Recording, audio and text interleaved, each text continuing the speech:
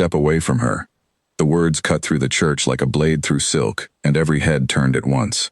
Eleanor Whitmore stood frozen beside the altar, her bouquet trembling in her hands, as a stranger walked down the aisle with the calm of a man who owned the very stones beneath his boots. She did not know him. She had never seen his face before in her life.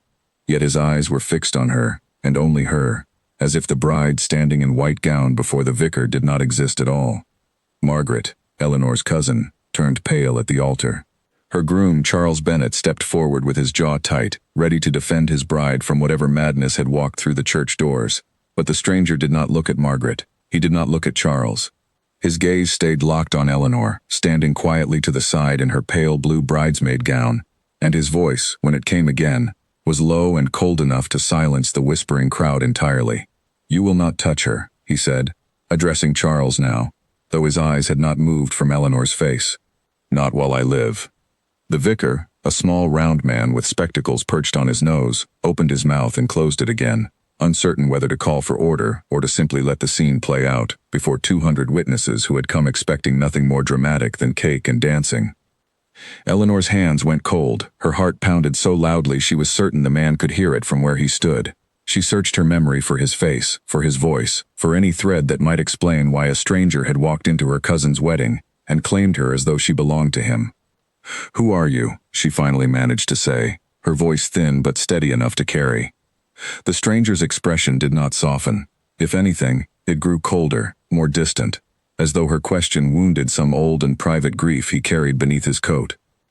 "I am the Duke of Ashcombe," he said, "and you, Miss Whitmore, are promised to me."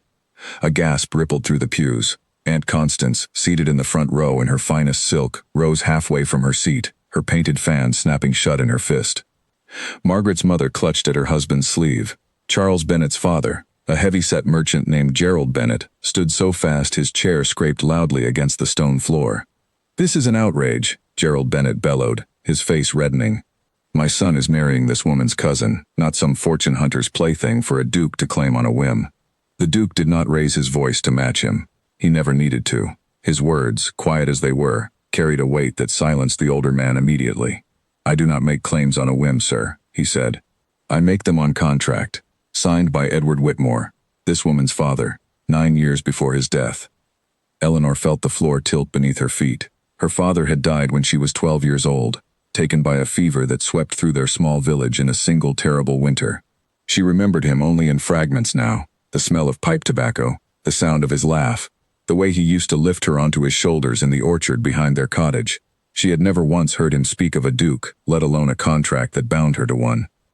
"That cannot be true," Eleanor said, and this time her voice cracked with the effort of holding herself together in front of so many staring eyes. "My father never mentioned any such thing. He was a modest man. He had no dealings with dukes." The duke reached into his coat and withdrew a folded paper, its edges worn soft with age and handling. He did not hand it to her directly. Instead, he passed it to the vicar, who unfolded it with trembling fingers, and read the contents in a hush that fell over the entire church like snow. "It bears his signature," the vicar said at last, looking up with an expression Eleanor could not read. "And a seal, I believe, belongs to the old Ashcombe estate." The church erupted into noise. Guests turned to their neighbors, whispering behind gloved hands. Margaret, still standing at the altar in her wedding gown, looked from her cousin to the stranger and back again, her own wedding forgotten entirely in the wreckage of this new and stranger drama unfolding before her. Charles Bennet, red-faced and furious, stepped toward the Duke with his fists clenched. "I do not care what paper you carry," he said. "Eleanor is not the one standing at this altar. Margaret is my bride. Whatever quarrel you have, take it elsewhere and let us finish what we came here to do." The Duke turned his cold gaze on him for the first time. "I have no quarrel with your marriage, sir," he said. "My concern is only that Miss Whitmore was standing so close to your family today, closer than I find comfortable, given what I know of it." The words landed like a struck bell. Gerald Bennet's face drained of color for the briefest moment before flooding red again with anger. "What exactly do you know of my family?" he demanded, his voice rising. "Enough," the Duke said simply, and offered nothing more. Eleanor stood in the center of it all, feeling smaller with every passing second, as though the church itself were shrinking around her. She had come to this wedding as a companion, a quiet presence meant to support her cousin on the happiest day of her life. She had not asked for any of this. She had certainly never asked to be claimed. in front of 200 witnesses, by a man whose name she had never once heard spoken in her own home.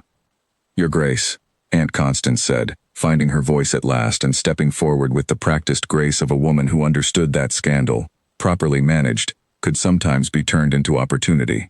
"Forgive the confusion. Perhaps this conversation would be better continued in private, away from prying ears." The Duke's eyes flicked briefly to Aunt Constance, taking her measure in a single glance, before returning to Eleanor. "I agree," he said. "Miss Whitmore, will you walk with me?" It was not truly a question, though he had phrased it as one. Eleanor looked to her aunt, hoping for some sign of what to do, some rescue from the impossible position she had been thrust into. But Aunt Constance only nodded, her eyes bright with calculation rather than concern. "Go, child," she said softly. "It will be all right." Eleanor did not believe her, but she saw no other path forward. She set down her bouquet on the nearest pew and walked toward the Duke, aware of every eye in the church following her movement, aware of Margaret's stricken face as her wedding dissolved into chaos behind her, aware of Charles Bennet's furious muttering as his father pulled him aside. The Duke offered his arm. Eleanor did not take it. "I would prefer to walk on my own," she said. Something flickered across his face, something that might have been respect, though it vanished too quickly for her to be certain. "As you wish," he said, and led her out through a side door into the small garden behind the church, where the noise of the wedding faded into a distant murmur, and the cold autumn air bit at her bare arms. Once they were alone, Eleanor turned to face him fully for the first time. "I want the truth," she said, "all of it, not fragments, not riddles. Why does a duke I have never met believe he owns some claim to my hand, and why did you choose today, of all days, to announce it in front of my entire family?" The Duke studied her for a long moment, his expression unreadable in the fading afternoon light. "Because if I had waited even one more day," he said quietly, "you would have been beyond my reach, and I could not let that happen. Not to you. Not after what happened to the last woman that family took from me." Eleanor's breath caught. "What woman?" she asked. "What are you talking about?" But the Duke only shook his head, his jaw tightening as though the words themselves cost him something he was not yet willing to pay. "Not here," he said, "not today. But I promise you, Miss Whitmore, before this is over, you will understand exactly why I could not stand by and watch you walk into that family the way she did." He said nothing more.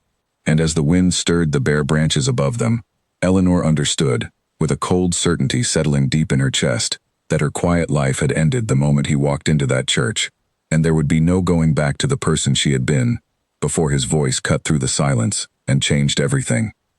Behind them, the church doors opened again, and Aunt Constance appeared in the garden entrance, her sharp eyes taking in the scene with obvious interest. She approached with quick steps, her silk skirts rustling against the frost-covered grass. "Your Grace," she said, her tone warmer now than it had been inside, warmer than Eleanor had heard it in years. "I hope you will forgive the disturbance my niece has caused. She has always been a quiet girl, unaware of her own worth." Eleanor turned sharply, stung by the way her aunt spoke of her as though she were a piece of furniture to be described and sold. But the Duke did not respond to Aunt Constance at all. His attention remained fixed on Eleanor, studying her face as though searching for something he had expected to find, and had not yet located. "I did not come here to discuss her worth," he said at last, his voice flat. "I came to keep her safe. Those are different matters entirely, and I would ask that you not confuse them." Aunt Constance's smile faltered only slightly before recovering. "Of course, Your Grace," she said. "Whatever arrangement suits you, our family is glad to accommodate." Eleanor felt anger rise in her chest, hot and sudden. "There is no arrangement," she said. "I have agreed to nothing. I do not even know this man's Christian name, let alone whether I owe him any obligation at all." The Duke's eyes met hers again, and for the briefest moment something almost like amusement passed behind them, though his expression remained otherwise unmoved. "Nathaniel," he said simply. "My name is Nathaniel Ashford. And you are correct, Miss Whitmore. You have agreed to nothing yet, but I would ask that you hear the whole of it before you refuse me outright." Eleanor opened her mouth to argue further, but the sound of raised voices from inside the church interrupted her. Charles Bennet's father was shouting something about lawyers and magistrates, and Margaret's soft crying could be heard beneath the commotion, a wedding ruined beyond repair in the span of a few short minutes.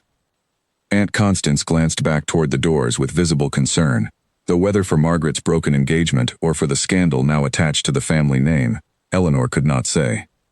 "I must go and see to my daughter," she said, referring to Margaret, though the girl was in truth her niece by marriage. "Your Grace, will you call upon us tomorrow, so that this matter might be settled properly, away from wagging tongues?"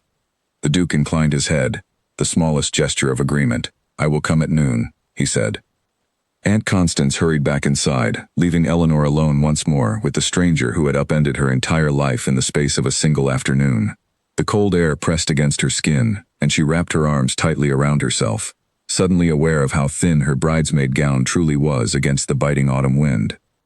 "You should go back inside before you catch a chill," the Duke said, and for the first time, something in his voice softened, just slightly, just enough for Eleanor to notice.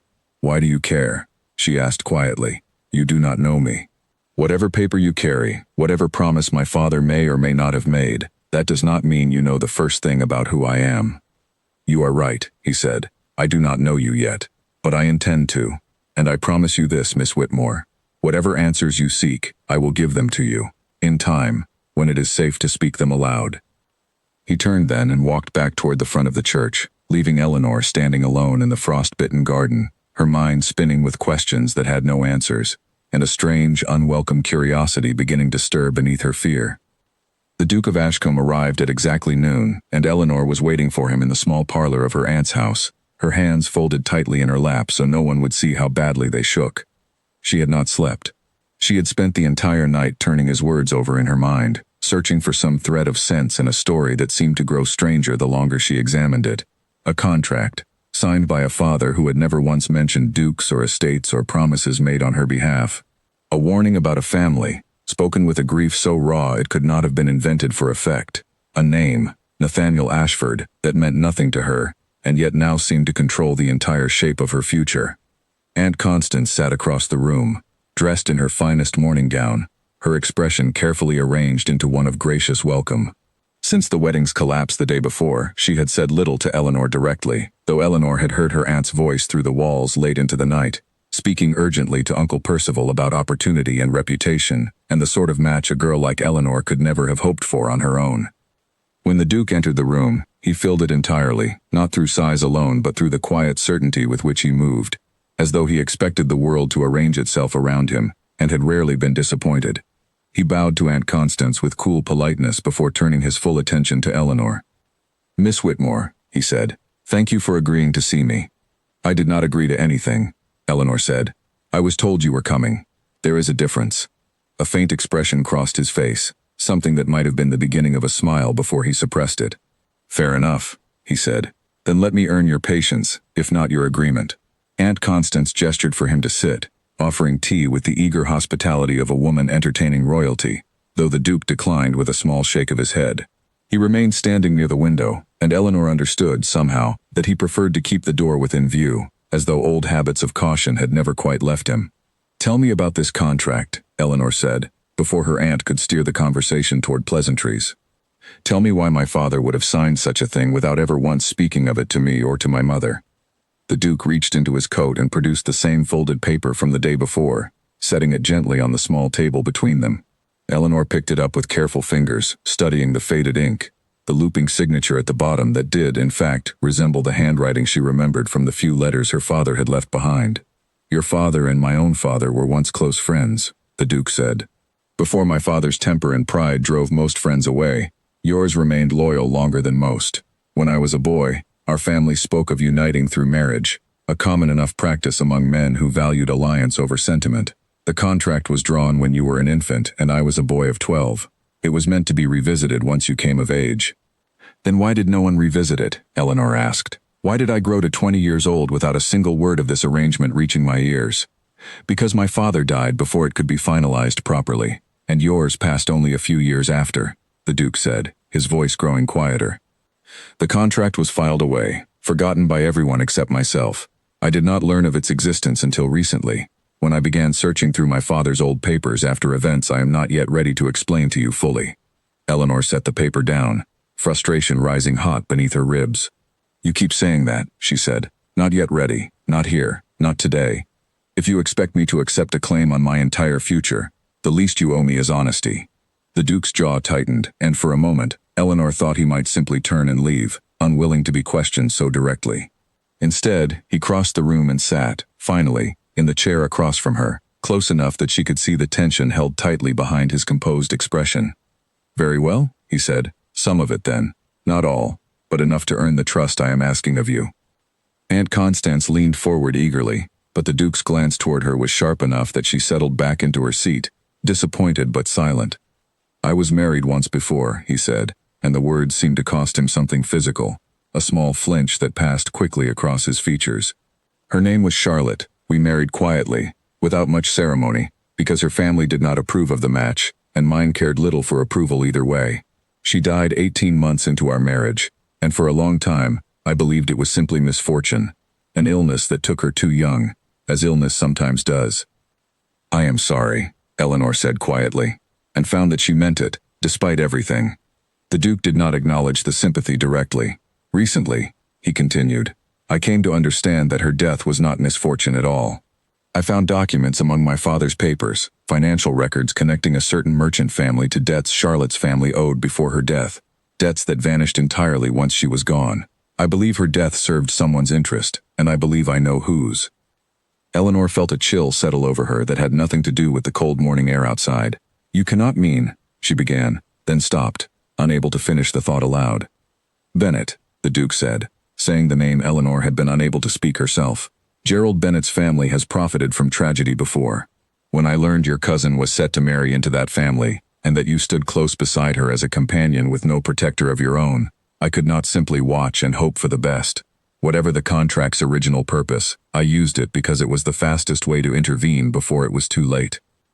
Aunt Constance had gone very pale, her earlier eagerness replaced by something closer to alarm.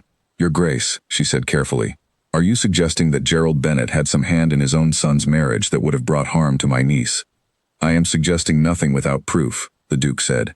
"But I have learned, at great cost, that some families do not pursue marriage for love or even fortune alone. Sometimes they pursue it because a young woman's death, properly arranged, proves more profitable than her life ever could." Eleanor's hands had gone cold in her lap. She thought of Margaret, standing at the altar in her white gown, utterly unaware of the danger the Duke believed surrounded her intended family. She thought of herself, standing close beside her cousin as bridesmaid, close enough to be swept into whatever scheme the Duke suspected without ever knowing it existed. "If what you say is true," Eleanor said slowly, "then Margaret is still in danger. Whatever concern you have for me, she was the one actually meant to marry into that family."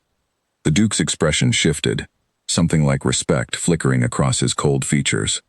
"That is the first thing you have said that surprises me," he said. "Most in your position would think only of themselves." "I am not most people," Eleanor said, "and I will not sit quietly while you speak of danger to my family and offer nothing but riddles in return." "Then I will offer more than riddles," the Duke said. "Come to Ashcombe, stay under my protection while I gather the proof I need. I will not force you into any marriage you do not choose, contract or no contract.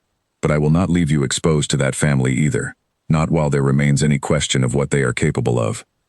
Aunt Constance's eyes lit with something close to triumph, already calculating the advantage such an arrangement might bring the family's fortunes. Eleanor saw the look and felt a fresh wave of frustration, understanding that whatever choice she made, her aunt would find some way to profit from it. "I need time to think," Eleanor said. The Duke rose from his chair, his tall frame casting a long shadow across the small parlor. "Take what time you need," he said, "but do not take too much. If I am right about the Bennet family, time is the one thing none of us can afford to waste carelessly." He bowed once more to Aunt Constance, then turned to Eleanor, his cold eyes holding hers for a long moment before he spoke his final words of the visit. "I know this is a great deal to accept from a stranger," he said, "but I would rather you think me mad than watch you walk unknowing into the same danger that took Charlotte from me. Whatever you decide, Miss Whitmore, know that my warning was never a threat.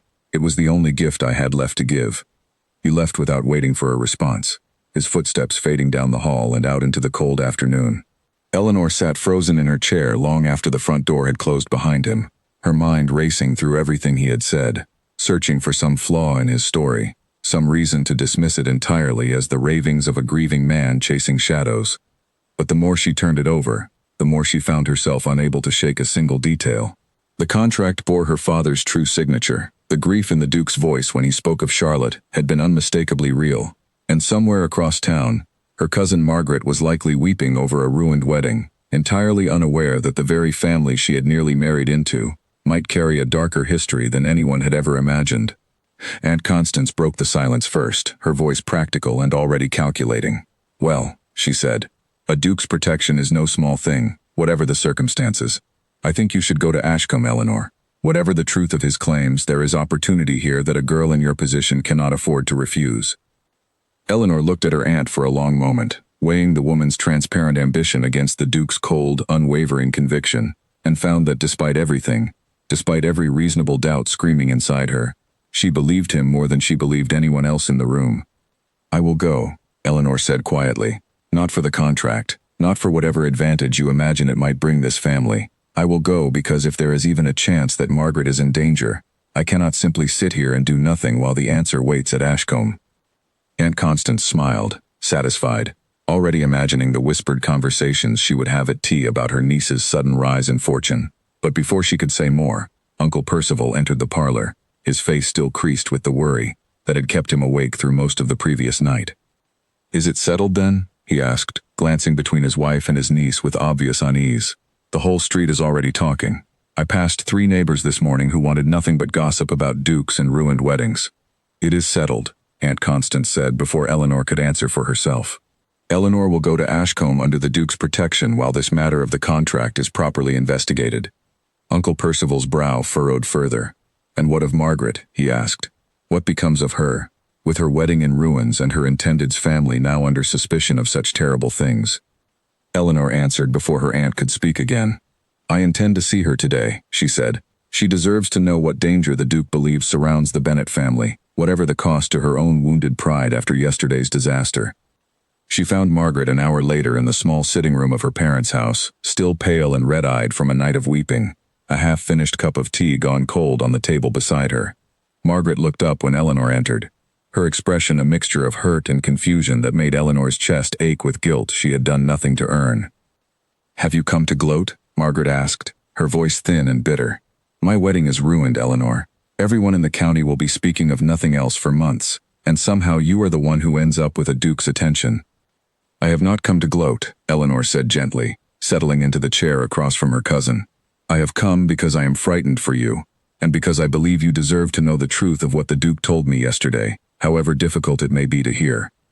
Slowly, carefully, Eleanor recounted everything the Duke had shared: the contract, the death of his first wife, the financial records connecting the Bennet family to Charlotte's misfortune, and his fear that history might repeat itself now that Margaret stood so close to marrying into that same family. Margaret listened in silence, her face growing paler with every detail, until finally she spoke, her voice barely above a whisper. "Charles has always seemed kind to me," she said. "Gentle, even. I cannot imagine he would ever wish me harm." "I do not believe Charles himself is the danger," Eleanor said carefully. "The Duke spoke of his father, of debts and money that vanished conveniently after a woman's death. Perhaps Charles knows nothing of it at all, but that does not mean the danger is not real." Margaret pressed her hands against her eyes, her shoulders trembling with the effort of holding back fresh tears. "What am I meant to do with such a thing?" she asked. "I loved him, Eleanor, or I thought I did, before yesterday tore everything apart in front of the entire congregation." "You are meant to be careful," Eleanor said, "and you are meant to wait, at least until there is proof one way or another, before you commit yourself further to a family that may not deserve your trust." Margaret nodded slowly, though the movement seemed to cost her a great effort. "And you?" she asked, lifting her tear-streaked face to meet Eleanor's eyes. "What of you, cousin? A duke walks into my wedding and claims you before the whole world, and now you mean to go and live beneath his roof, as though it is the most natural thing imaginable." "It is not natural," Eleanor admitted. "None of this feels natural. But I would rather face whatever waits at Ashcombe with open eyes than sit here pretending nothing has changed, while both of us remain in danger from a family that may have already proven itself capable of terrible things." The cousins sat together for a long while after that, saying little, simply drawing what comfort they could from each other's presence in a world that had turned strange and threatening so suddenly. When Eleanor finally rose to leave, Margaret caught her hand and held it tightly. "Be careful," she said. "Whatever the Duke's intentions, however much he may believe himself your protector, you know almost nothing about him beyond a single grim story and a scrap of aging paper." "I know," Eleanor said softly. "But I have little choice left but to trust him, at least until I learn enough to judge for myself whether that trust is deserved." She left her cousin's house as the afternoon light began to fade, her mind full of everything that had been said, and everything that remained unspoken. By the time she returned to her aunt's house, a carriage bearing the Ashcombe crest already waited outside, ready to carry her belongings toward a future she could not yet begin to imagine, toward a cold stone estate and a colder, guarded man who claimed to want nothing more than her safety. Though Eleanor could not shake the feeling that safety, where the Duke of Ashcombe was concerned, might come at a price far steeper than anyone had yet admitted aloud. The gates of Ashcombe rose out of the mist like the bones of some ancient creature, iron and stone twisted together in shapes that seemed to watch the carriage as it passed beneath them. Eleanor pressed her hand against the cold window glass, watching the estate grow larger as the carriage wound up the long gravel drive. She had expected grandeur, given the Duke's title and evident wealth, but nothing had prepared her for the sheer scale of the place, its dark stone walls stretching wide across the hilltop, its windows catching the last gray light of the afternoon like 100 watching eyes. The carriage rolled to a stop before wide stone steps, and a footman hurried forward to open the door. Eleanor stepped down onto the gravel, her small trunk of belongings following behind her, feeling smaller and more out of place than she had felt even at the ruined wedding 2 days before. The Duke was waiting at the top of the steps, dressed in dark clothing that seemed to blend into the shadows of the entrance behind him. He descended to meet her, his expression as unreadable as it had been during their first meeting, though something in his posture seemed to ease slightly at the sight of her. "You came," he said simply. "I said I would," Eleanor replied, "though I confess I spent most of the journey wondering whether I had made a terrible mistake." A faint ghost of a smile touched his mouth, gone almost before she could be certain she had seen it. "You will have ample time to decide that for yourself," he said. "Come inside. The evening grows cold and I imagine you are tired from the journey." Inside, Ashcombe proved even more imposing than its exterior suggested. High ceilings stretched overhead, hung with old portraits whose painted eyes seemed to follow Eleanor's every step. A grand staircase curved upward into shadow, and the air itself carried a chill that no amount of burning fires seemed able to fully banish. A tall woman with silver-streaked hair and a stern expression met them in the entrance hall, her hands folded before her in the manner of someone long accustomed to managing a great house with quiet, unquestioned authority. "Mrs. Higgins," the Duke said, gesturing toward her, "my housekeeper. She will see you settled and answer whatever questions concern the running of the household. Mrs. Higgins, this is Miss Eleanor Whitmore. She will be staying with us for the foreseeable future." Mrs. Higgins studied Eleanor with an expression that gave little away, though Eleanor thought she detected something like caution in the older woman's eyes, a wariness that seemed to have little to do with Eleanor herself, and everything to do with the circumstances of her arrival. "Welcome to Ashcombe, Miss Whitmore," Mrs. Higgins said, her voice polite but formal. "I have prepared the blue room for you, overlooking the eastern gardens. If you will follow me, I will show you the way." The Duke excused himself, citing matters requiring his attention before dinner, and Eleanor followed Mrs. Higgins up the grand staircase and down a long corridor lined with more portraits, their painted subjects growing progressively older and more severe as the hallway stretched onward. The blue room proved comfortable enough, spacious and well-appointed, with a fire already crackling in the hearth and a view over gardens that had clearly once been beautiful before neglect crept in around their edges. Eleanor thanked Mrs. Higgins, who lingered a moment longer than seemed necessary before finally speaking again. "If I may say so, Miss Whitmore," she said carefully, "this house has not seen a guest of your particular circumstance in a very long time, not since before the mistress passed." Eleanor's attention sharpened immediately. "You mean the Duke's first wife," she said. "Charlotte." Mrs. Higgins's expression flickered, something like old grief passing briefly across her weathered features. "I said too much," she said. "Forgive me. It is not my place to speak of such things. If you have questions, they belong to His Grace, not to the staff of this house." "But you knew her," Eleanor pressed gently. "What was she like?" For a long moment, Mrs. Higgins said nothing, her hands twisting together before her apron. "Kind," she said finally, so quietly Eleanor nearly missed it. "Kinder than this house deserved, and gone far too soon for reasons this household has never been permitted to discuss openly. Now, if you will excuse me, Miss Whitmore, dinner will be served within the hour. I will send someone to help you dress." She left quickly, closing the door softly behind her, leaving Eleanor alone with her thoughts and the crackling fire, and the growing certainty that Ashcombe held far more secrets than its master had yet chosen to reveal. Dinner that evening proved a quiet, formal affair, conducted in a dining room large enough to seat 40 guests, though only 2 places had been set at one end of the long table. The Duke spoke little through the meal, answering Eleanor's careful questions about the estate and its history with brief, guarded responses, that told her more through what he refused to say than through anything he actually admitted. "You mentioned proof," Eleanor said finally, setting down her fork and meeting his eyes directly across the candlelit table. "Financial records connecting the Bennett family to your wife's death. I would like to see them, if you truly mean for me to trust your account of things." The Duke studied her for a long moment before answering. "In time," he said. "The records are not yet complete. I have men working to trace certain transactions, but these things take patience, and I would rather bring you proven facts than half-formed suspicions that might only frighten you without cause." "You already frighten me," Eleanor said honestly. "The uncertainty frightens me more than any proof could. I would rather know the shape of the danger than wander blindly through your house wondering what secrets lurk behind every closed door." Something shifted in the Duke's expression, a flicker of respect mixed with something harder to name, perhaps surprise that she had spoken so plainly. "Very well," he said. "Tomorrow I will show you what I have gathered thus far. It is not complete, but perhaps it will ease your mind to see that my concerns are not simply the ravings of a grieving man chasing shadows, as I imagine you have wondered more than once since we met." "I have wondered exactly that," Eleanor admitted, and found herself almost smiling despite the strange, uncertain circumstances of her new life. "But I have also seen your grief, and I do not believe a man could counterfeit sorrow so convincingly as you showed when you spoke of Charlotte." The Duke's jaw tightened at the sound of his first wife's name, though he said nothing further on the subject that evening, steering their conversation instead toward safer matters, the history of the estate, the surrounding countryside, small details that filled the silence without ever quite touching the deeper questions that lingered unresolved between them. Over the following days, Eleanor began to settle into a strange new rhythm at Ashcombe, exploring the vast house and its neglected gardens during the daylight hours, taking her meals with the Duke each evening in careful, guarded conversation that gradually, slowly, began to feel less like an interrogation and more like something approaching genuine acquaintance. She found the staff generally kind, if reserved, their loyalty to the Duke evident in the careful, protective way they spoke of him whenever his name arose, though none seemed willing to discuss Charlotte or the circumstances of her death beyond the brief, guarded words Mrs. Higgins had offered on Eleanor's first evening in the house.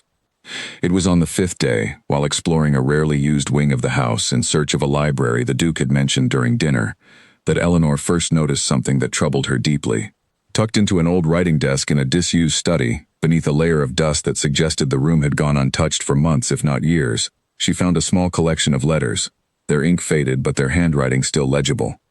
The letters bore her father's signature, but as Eleanor read through them carefully, her heart beginning to pound with a strange and growing unease, she realized the handwriting did not match the signature on the contract the Duke had shown her at her aunt's house. The letters, addressed to a friend whose name she did not recognize, discussed ordinary matters, crops and weather and small local gossip, nothing that suggested any friendship with a Duke or any contract binding his daughter's future. And the signature at the bottom of each letter, while similar at first glance, curved differently at the final stroke than the signature on the document that had upended her entire life. Eleanor sat frozen at the old desk for a long while, the letters trembling slightly in her hands, uncertain what to make of the discrepancy. Perhaps her memory of her father's true signature had simply faded with time. Perhaps the contract, drawn nearly 2 decades ago when she was still an infant, bore some natural variation that meant nothing at all.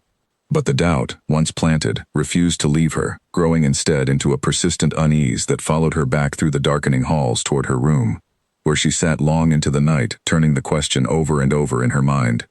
Was the contract truly her father's work? Or had someone, for reasons she could not yet begin to guess, forged the very document that had brought her to Ashcombe and bound her, however uncertainly, to a man whose grief seemed genuine, but whose claims, she now realized, she had accepted almost entirely on faith alone. She resolved to say nothing to the Duke until she understood more, uncertain whether the discrepancy pointed toward some deception on his part, or toward some deeper mystery neither of them yet understood. But the seed of doubt had been planted, and as Eleanor finally drifted toward an uneasy sleep, she found herself wondering, for the first time since arriving at Ashcombe, whether the danger she had come here to escape might in fact be standing closer to her than she had ever imagined, wearing a face she had already begun, against every careful instinct, to trust. The next morning, Eleanor woke early, determined to learn more before breakfast brought her face to face with the Duke again. She dressed quickly and made her way back to the disused study, hoping to examine the letters more carefully in the clearer light of morning. But when she reached the desk, she found the letters gone, the drawer that had held them now empty save for a thin layer of disturbed dust. Her pulse quickened, She had told no one of her discovery, had mentioned it to not a single soul within the house, and yet within a single night, the evidence she had found had vanished, as though it had never existed at all. She searched the room carefully, checking every drawer and shelf, but found nothing further. No trace of the letters or any indication of who might have removed them. A soft knock sounded at the study door, and Eleanor turned quickly to find Mrs. Higgins standing in the entrance, a curious expression on her weathered face. "Miss Whitmore," the housekeeper said, "I did not expect to find you here so early. This wing is rarely used. I hope nothing troubles you." Eleanor studied the older woman carefully, searching her face for any sign of guilt or evasion, but found only the same reserved caution Mrs. Higgins had shown since her arrival. "I found some old letters here yesterday," Eleanor said carefully. "This morning they were gone. Do you know anything of it?" Mrs. Higgins's expression tightened almost imperceptibly. "This house holds a great many old papers, Miss Whitmore," she said. "His Grace has been sorting through his father's records for some months now, searching for documents related to matters he has not shared with the staff. It is possible he collected them himself, or instructed one of the maids to gather anything of interest from this wing." "It is possible," Eleanor agreed slowly, though something in her tone must have betrayed her lingering doubt, for Mrs. Higgins studied her a moment longer before speaking again, her voice dropping lower, as though mindful of being overheard. "Miss Whitmore," she said, "I will tell you something, though I ask that you never repeat it came from me. His Grace is not a man given to deception, whatever else you may come to believe of him during your time here. Whatever grief and coldness you see in him, it comes from loss, not cunning. If something troubles you about this house, I would urge you to bring it to him directly, rather than let suspicion grow unchecked in silence." Eleanor nodded slowly, grateful for the small kindness in the older woman's words, though the unease in her chest refused to fully settle. "Thank you, Mrs. Higgins," she said. "I will consider it." She found the Duke in his study an hour later, seated behind a wide desk covered in papers and ledgers, his dark hair slightly disheveled, as though he had been running his hands through it in frustration for some time before her arrival. He looked up when she entered, his expression softening slightly at the sight of her, though the exhaustion beneath his eyes remained plain to see. "Miss Whitmore," he said, setting down his pen. "You are up early." "I could not sleep," Eleanor admitted, stepping further into the room. "Your Grace, I found something yesterday that has troubled me greatly, and I find I cannot rest until I understand it fully." She told him of the letters, of the handwriting that had not quite matched the signature on the contract, of their strange disappearance overnight. As she spoke, she watched his face carefully, searching for any flicker of guilt or evasion, but found instead only genuine surprise, followed quickly by a grim, focused attention that seemed to sharpen every line of his features. "Show me where you found them," he said, rising immediately from his desk. Together they returned to the disused study, and the Duke examined the empty drawer with the same careful intensity Eleanor had shown that morning, running his fingers along the edges as though searching for some clue the eye alone might miss. "I did not remove these letters," he said finally, and something in his voice carried a conviction Eleanor found difficult to doubt. "Nor did I instruct anyone to gather papers from this wing. If they vanished overnight, someone within this household did so without my knowledge, which troubles me a great deal more than the letters themselves." "You believe someone here works against you," Eleanor said slowly. "I believe," the Duke said carefully, "that whoever forged that contract, if indeed it was forged, went to considerable trouble to make it convincing. Such a person would not want evidence surfacing that might expose their work, particularly not evidence that could point toward who truly authored the document that brought you here." Eleanor felt a chill settle over her, colder than anything the drafty halls of Ashcombe had produced since her arrival. "If the contract is false," she said quietly, "then the very reason I am here at all might be built on nothing more than a lie. And if that is true, then someone wanted me here badly enough to forge my own father's signature to accomplish it." The Duke's expression darkened further, his hands curling into fists at his sides. "Then we must learn who, and why, before they succeed in whatever design they have set in motion," he said. "I had believed the danger to you came entirely from the Bennet family. Now I begin to wonder whether the truth is more tangled than even I first suspected." They stood together in the dim, dusty study for a long moment, the weight of the discovery settling heavily between them, two people bound together by a document that might be nothing more than an elaborate deception, searching now not only for proof of danger from without, but for the identity of whoever, hidden somewhere within Ashcombe's own walls, had set this entire strange chain of events into motion in the first place. Someone had been in Eleanor's room while she slept. She noticed it first in the smallest way. A drawer left slightly open that she was certain she had closed the night before. A hairbrush turned at an angle that did not match how she always left it. Her heart began to pound as she moved through the room, checking each corner carefully, until she found the true evidence of the intrusion, a single sheet of paper tucked beneath her pillow that had not been there when she went to sleep. She unfolded it with trembling hands. The message was brief, written in a hand she did not recognize, the letters formed with deliberate care to disguise whatever natural handwriting lay beneath. "Leave Ashcombe before you learn too much," it read. "Some truths are not worth dying for." Eleanor's breath came fast and shallow as she stared at the words. She dressed quickly and hurried through the cold corridors toward the Duke's study, the paper clutched tightly in her fist, her mind racing through every possibility of who within this vast, shadowed house might wish to frighten her so directly. She found him already awake, standing at his window overlooking the gray morning gardens, his shoulders tense even before she spoke a single word. He turned at the sound of her entrance, and whatever he saw in her face made him cross the room immediately, closing the distance between them with quick, urgent steps. "What has happened?" he asked, his voice sharp with concern he no longer bothered to disguise. She handed him the note without speaking. He read it once, then again, his expression darkening with each passing second, until his jaw was set in a hard, furious line she had not seen from him before. "This was left in your room," he said, "while you slept." "Beneath my pillow," Eleanor confirmed, her voice steadier now than she felt inside. "Someone came into my chamber in the middle of the night, close enough to touch me while I slept, close enough to leave this message without waking me at all." The Duke's hands curled into fists, and for a moment, Eleanor saw something in his expression that frightened her nearly as much as the note itself, a cold, controlled rage that seemed to run far deeper than simple concern for her safety. "I will double the guard on this house immediately," he said. "And I will speak with every member of staff personally, starting this morning. Whoever did this will not go unnoticed for long, I promise you that." Eleanor sat down slowly in the chair near his desk, her legs suddenly unsteady beneath her. "Your Grace," she said quietly, "I must know the truth now, all of it, whatever you have been holding back these past days. I cannot continue living inside these walls while someone threatens me in the dark and you speak only in careful half measures." The Duke studied her for a long moment, and something in his resolve seemed to break, some final wall of caution finally giving way beneath the weight of the danger now standing plainly between them. "Sit with me," he said, gesturing toward the chairs near the cold hearth. "I will tell you everything I know, and you may judge for yourself what to believe." He began slowly, choosing his words with obvious care. "Charlotte did not simply fall ill and die," he said. "I told you that much was true, but I did not tell you how I came to suspect otherwise. In the weeks before her death, she grew increasingly frightened, though she would not tell me why.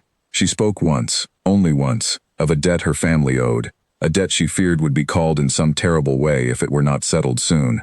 Days later, she fell ill with a sickness the physician could never quite explain, and within a fortnight, she was gone." Eleanor listened in silence, her heart aching for the grief still evident in every word he spoke.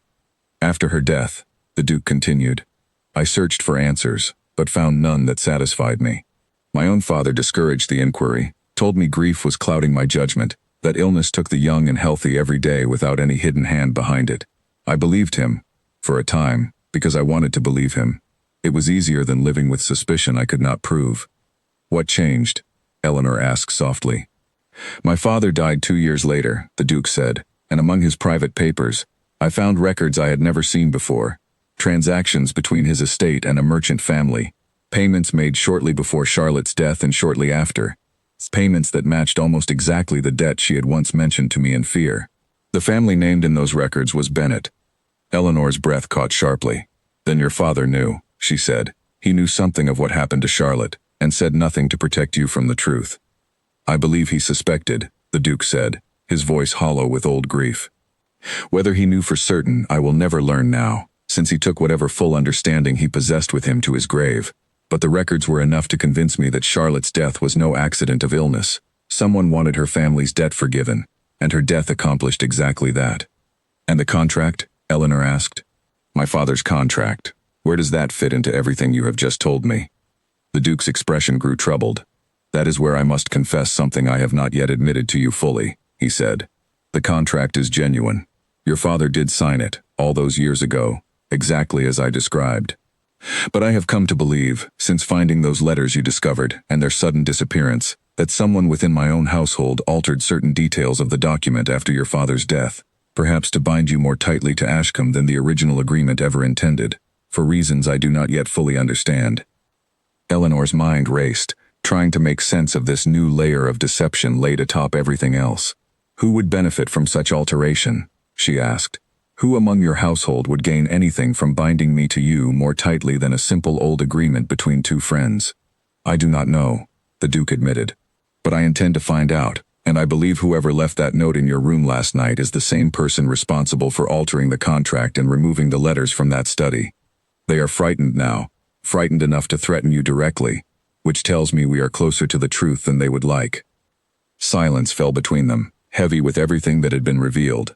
Eleanor studied the Duke's face, searching for any final trace of deception, but found only exhaustion and a grief that had clearly worn deep grooves into him over the years since Charlotte's death. "I believe you," she said finally, and found, somewhat to her own surprise, that she meant it completely. "Whatever tangled deception surrounds the contract, I do not believe you invented Charlotte's death, or the danger you fear from the Bennet family. Too much of what you have told me carries the weight of genuine grief to be merely convenient invention." Something in the Duke's shoulders eased slightly at her words, a tension she had not fully noticed until it began to loosen. "Thank you," he said quietly. "I have grown so accustomed to carrying this alone that I had forgotten what it felt like to have someone believe me without demanding proof for every word." "You are not alone in it any longer," Eleanor said, surprising herself with the conviction in her own voice. "Whatever waits ahead, whoever is working against us within these walls, I intend to see this through until we understand the full truth, not simply for my own safety, but for Charlotte's memory as well, and for whatever danger still threatens my cousin Margaret should the Bennet family's schemes go unchecked." The Duke looked at her for a long moment, something unreadable passing behind his cold gray eyes, before he spoke again, his voice quieter than she had yet heard it. "I did not expect this," he admitted. "When I walked into that church and spoke your name in front of 200 strangers, I expected fear, perhaps anger, certainly resistance. I did not expect to find someone willing to stand beside me in it, rather than simply enduring my protection as an unwanted burden." "I am not the sort of person who endures quietly," Eleanor said, and for the first time since arriving at Ashcombe, she allowed herself the smallest smile. "If you had learned that much about me before dragging me into your family's grim history, perhaps you would have chosen your approach more carefully." A faint, genuine laugh escaped the Duke, brief and surprised, as though the sound itself were unfamiliar to him after so long. "Perhaps I would have," he agreed. "Though I suspect, even knowing everything I know now, I would have done exactly the same thing, and simply hoped you would forgive me for it eventually." They sat together a while longer, discussing quietly what steps to take next. Who among the staff might be questioned first? What precautions could be taken to protect Eleanor through the coming nights? But beneath the practical planning, something had shifted between them, some fragile beginning of genuine trust forming in the wreckage of secrets and threats, a trust that Eleanor suspected, with growing unease, someone within Ashcombe's own walls would do everything in their power to destroy before it could take root fully. That afternoon the Duke made good on his promise, calling every member of the household staff into the great hall one by one for careful, patient questioning. Eleanor sat quietly to one side, watching each face for any flicker of guilt, any hesitation that might betray the presence of a traitor within the household she had so recently come to depend upon for her safety. Most of the staff answered plainly, their confusion and concern evident and, to Eleanor's eye at least, entirely genuine. The younger maids seemed frightened simply by the formality of the questioning, wringing their hands and answering in halting, nervous sentences. The older servants, veterans of many years within Ashcombe's walls, answered with the calm patience of people who had weathered worse storms than a single unsettling note left beneath a guest's pillow. Only one interview gave Eleanor pause. A footman named Edmund, newly hired within the past several months, answered the Duke's questions with a careful precision that felt rehearsed rather than natural, his eyes flicking toward the door more than once as though calculating the distance to escape. "Where were you last night, between midnight and dawn?" the Duke asked, his voice deceptively mild. "In my quarters, sleeping," Edmund answered quickly. Too quickly, Eleanor thought, for a man with nothing to hide. "Can anyone confirm that?" the Duke pressed. Edmund's composure flickered, just slightly, before recovering. "I share quarters with 2 others," he said, though I could not say whether they woke during the night to notice my presence or absence. The Duke studied him for a long moment, saying nothing, letting the silence stretch until it grew uncomfortable. Eleanor watched Edmund's hands, clasped tightly before him, and noticed the faintest tremor beneath his composed expression. That will be all for now, the Duke said finally, though I expect you to remain within the house until this matter is resolved. I would take it very poorly, Edmund, if you were to suddenly find reason to seek employment elsewhere before I have had the chance to speak with you again. Edmund bowed stiffly and left the hall, his footsteps just slightly too quick for a man entirely at ease. Once he had gone, Eleanor turned to the Duke, her suspicion plain on her face. You believe it is him, she said. I believe he bears watching, the Duke replied carefully. Suspicion alone is not proof, and I have learned the cost of accusing a man too quickly without evidence to support it. But I will have someone follow his movements closely over the coming days, and we will see whether his behavior gives us further reason for concern. Mrs. Higgins, who had remained near the hall entrance throughout the questioning, approached once the last of the staff had been dismissed, her expression troubled. Your Grace, she said quietly, if I may speak freely, Edmund was hired during your absence in the spring, on the recommendation of a house steward whose reference I never fully verified myself. I confess the oversight troubles me now, given everything that has happened. Find out who provided that reference, the Duke said, and learn what you can of his history before he came to us. If there is a connection between him and any party who might wish harm to Miss Whitmore, I want it uncovered swiftly. Mrs. Higgins nodded and departed to begin her inquiries, leaving Eleanor and the Duke alone once more in the vast, echoing hall. Eleanor felt a chill that had little to do with the cold stone walls surrounding them, the growing certainty that danger had not merely threatened her from a distance, through rumor and old records and grim family history, but had walked freely within these very halls, close enough to leave a note beneath her sleeping head without waking her at all. I do not like this, she admitted quietly. I do not like knowing that whoever wrote that note may have passed within arm's reach of me a dozen times these past days, smiling politely, carrying my tea, while all the while working toward some purpose I cannot begin to guess at. Nor do I, the Duke said, his voice low and grim, which is why I intend to see you move to the chamber adjoining my own study tonight, where I can better ensure your safety until this matter is resolved. I understand if the arrangement troubles your sense of propriety, but I would rather risk gossip than risk your life.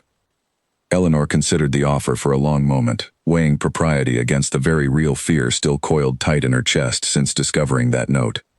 Very well, she said finally. Propriety seems a small price to pay for the ability to sleep without wondering whether a stranger stands over my bed once the candles are extinguished. The Duke nodded, some of the tension easing from his shoulders at her agreement, and together they set about arranging the practical details of her move, small comforts that felt strange against the backdrop of everything they now knew, and everything they had yet to discover about the danger still hidden somewhere within Ashcomb's ancient walls. Edmund disappeared 3 nights later, vanishing from Ashcombe sometime between the evening meal and the changing of the household guard, leaving behind an empty room and a single unanswered question that settled over the house like a fresh layer of frost. Eleanor learned of his absence the next morning, when Mrs. Higgins arrived at her chamber door with a face drawn tight with worry, informing her that the young footman had not appeared for his duties, and that a search of his quarters had turned up nothing but a hastily emptied trunk and a bed that had clearly not been slept in.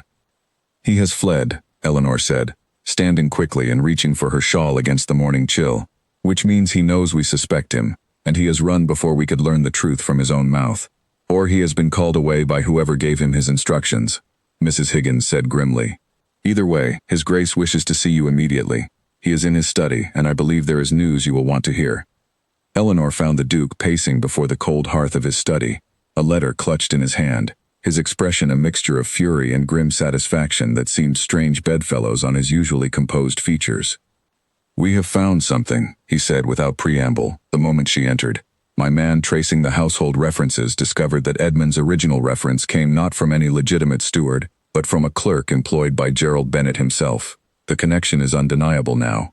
Edmund was placed within this household deliberately, months before your arrival, planted to watch and report and, when the moment came, to act. Eleanor's blood ran cold. Then everything. The note, the missing letters, perhaps even the alteration to the contract itself, she said slowly. All of it traces back to Bennett. I believe so, the Duke said.